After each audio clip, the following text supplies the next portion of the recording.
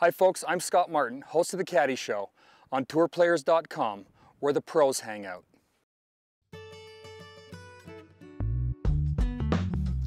Scott, it's nice to have the host of the Caddie Show doing a solo show this week. What a great week you had last week. Tell us about it. First of all, here we are thinking that you're caddying for Ken Jones last week. Yeah. And then all of a sudden on Sunday out of the blue, I get a call and say, my son saying, Scott Martin won his first tournament. I'm going, George McNeil won. How did he win? Tell us about it. Well, you know, I was supposed to work for Kent. I've been working for him, you know, Pebble Beach, Mexico.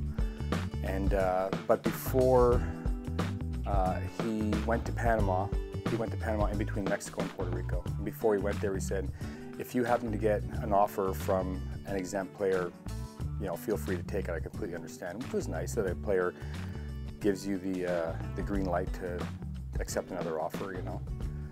Makes it easier if you are going to make a change. So Friday night I got a phone call from Kenny Tolles, who works for George McNeil. And George is going with the two caddy system this year. He had Kenny Tolles and Pete Jordan working for him. And Pete Jordan recently was hired by, he worked for J.J. Henry for a week and was hired full-time, who's a guy that I worked for earlier this year in Phoenix. So now Pete's gone to work for J.J. But as it turns out, they asked if Pete could work Puerto Rico. And Pete agreed to do Puerto Rico for George McNeil because J.J. wasn't going to play. Well, last minute, J.J. decides to commit to play in Puerto Rico.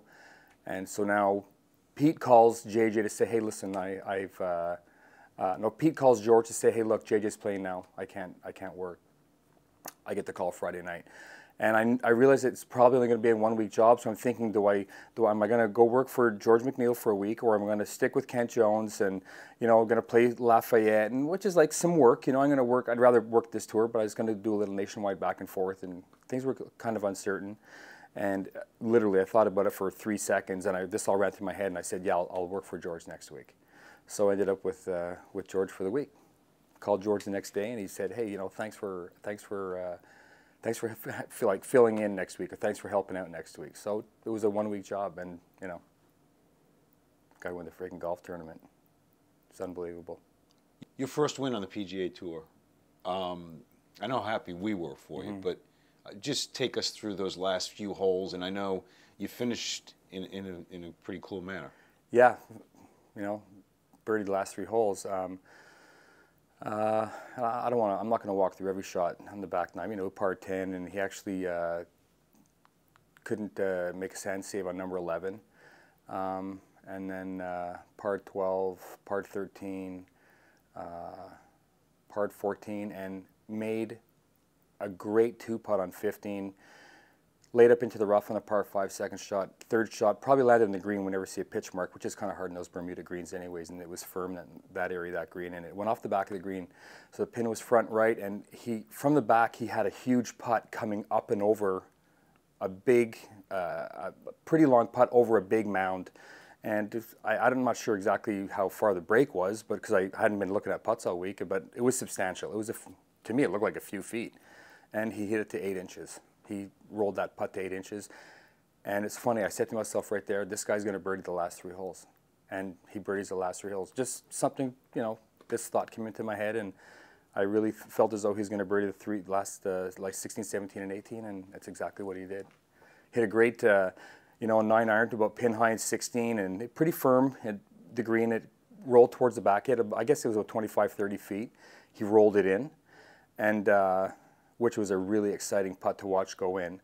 And then 17, we had like, I think it was about 129 yards to back right pin, and he hit a 55 degree. He had to hit it hard, you know, because it's about 110 yard club, so we got almost 130, but it's pretty downwind, you know, pretty good downwind off the left, and he flushed it. He gave it a good ride, and it landed pretty close to pin high and checked and stopped to 8 feet, made that putt.